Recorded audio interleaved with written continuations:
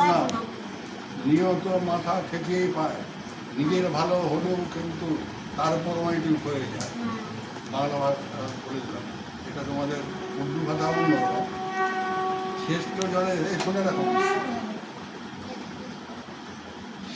শ্রেষ্ঠ জনে করলে প্রণাম নিয়ত মাথা থেকেই পায়, নিজের ভালো হলেও কিন্তু তার পরমাইটি হয়ে যায়। তাহলে কাকে প্রণাম করবো? নিজের মাম্মা, তোমার স্ত্রী তোমাকে প্রণাম করবে, তোমার বোন তোমাকে প্রণাম করবে, তোমার বাচ্চা, তোমার ছেলে মেয়েরা প্রণাম করবে। এই এই দেখো সকলের প্রণাম, সকলের না সহ্য তারপরে বলা আছে।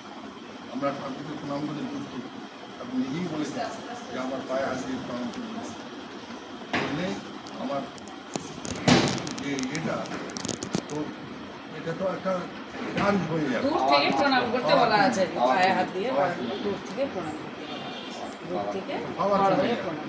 এই যে আমার ইয়ে না, এটা পাওয়ার কমে যাবে, ওই তখনই আমার কাজ করবে। একটা ম্যাগনেট তো আছে, আমার শরীরে একটা ক্ষমতা আছে, সেই ক্ষমতাটা প্রদান করে নিতে পারে। তার সঙ্গে আরেকটা থাকে, আমার মধ্যে কোনো রোগ জীবাণু যদি থাকে, সেটা যেমন তাকেও সংক্রামিত হয়, আমাকেও সংক্রামিত হতে পারে পায়ে হাত দিলে, এই সবগুলো ব্যাপার এসব থাকে। অনেক ব্যাপার আছে।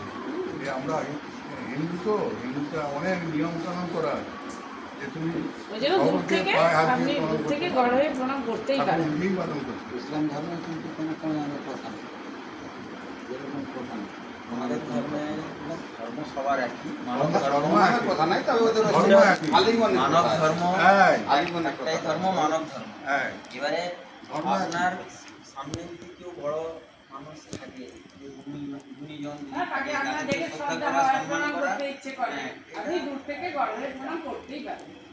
এটা হচ্ছে যে এটাই আমাদের আমার গুরুদেব যখন আমি যখন বাবু বললেন, আমারও সেই একই কথা। যখন আমি শিষ্য হয়েছিলাম 2007 সালে, আমি তিনটে কথা বলেছিলাম, একটা কানে বলেছিলাম, সেটা তিনটে কথা বলেছিলেন। প্রথম কথা আমি বলেছিলাম মিথ্যা কথা বলবেন, দ্বিতীয় কথা বলেছিলেন আমাদের ভাষায় বলা হয় হালাল রুজি খাবে। হালাল রুজি খাবে মানে যে খাবারটা তুমি খাও সেটা যেন তোমার মেহনত করা হয়, কারণ মেরে না। কারো কি জামারি করে আর একটা কথা হচ্ছে যে যেটাকে আমাদের সৎ কথা বলে, সৎ কথা গীবত, পর গীবত করবে, মানে আপনার কথাটা ওনাকে দিয়ে বলবো, ওনার কথাটা ওনাকে দিয়ে বলবো, এই পরচর্চা, পর গীবতটা। এই তিনটে জিনিস যদি নিজের মধ্যে ঠিকঠাক নিয়ে চলতে পারি বা করতে পারি,